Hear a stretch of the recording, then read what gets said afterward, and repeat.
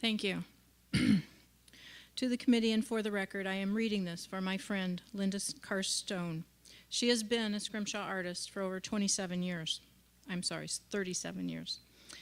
This process began with a well-intentioned executive order to combat wildlife trafficking. Every one of us agrees that the illegal slaughter of these magnificent animals must be stopped. I owe my life's work to the ivory-producing animals of our planet. This American art form has been my only job. I pay my taxes. I have never needed government assistance, but I need that assistance now to stop this ban. Not all ivory is poached, and we can agree that even one is too many. This law shifts the burden of proof onto the owner and requires paperwork that does not exist for even one piece of ivory bought within the U.S. borders, only for imports after the CITES ban. This is why the changes are making ivory owners guilty until proven innocent. Billions of dollars of legal property will be made worthless and will not save even one elephant. This unconstitutional change in the laws will affect millions of small business owners, including me. I do not import ivory. Not one piece I have bought or sold was required to have any paperwork, and certainly not the paperwork that this law would require. I am not asking you to buy it, but I am asking you not to make it illegal.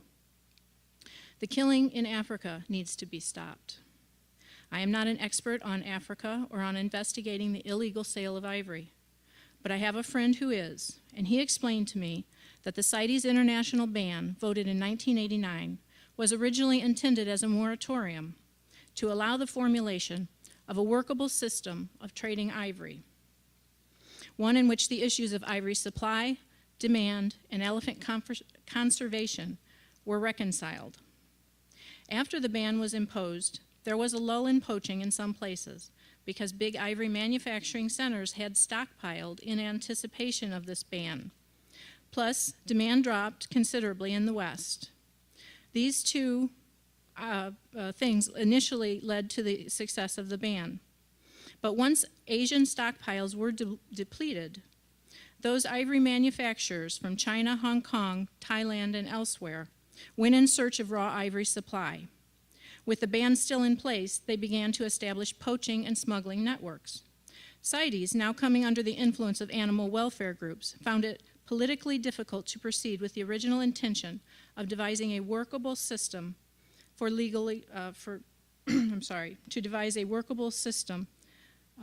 legal ivory trade. If such a system had come into play in the late 1990s, at least 100 tons of raw ivory a year could have been supplied without poaching even a single elephant.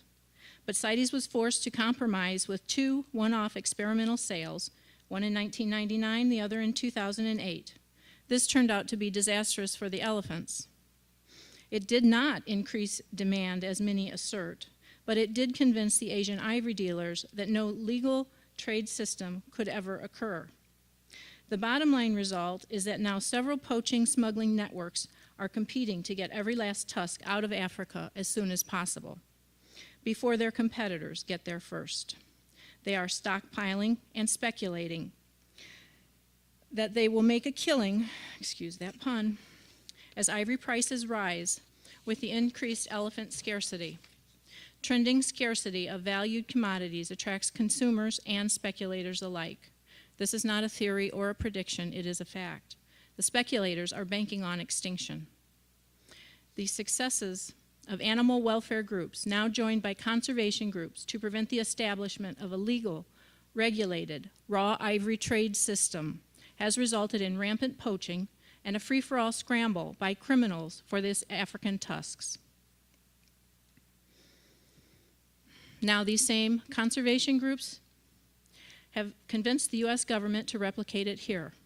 My friend Dan Stiles and I would implore the ACWT not to repeat the catastrophic example of what has occurred with the CITES trade ban.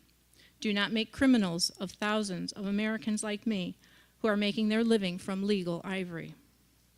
The current laws as they existed in 2013 are sufficient to protect the living elephants. Simply improve their enforcement. America does not need another prohibition experience. Thank you. Thank you very much.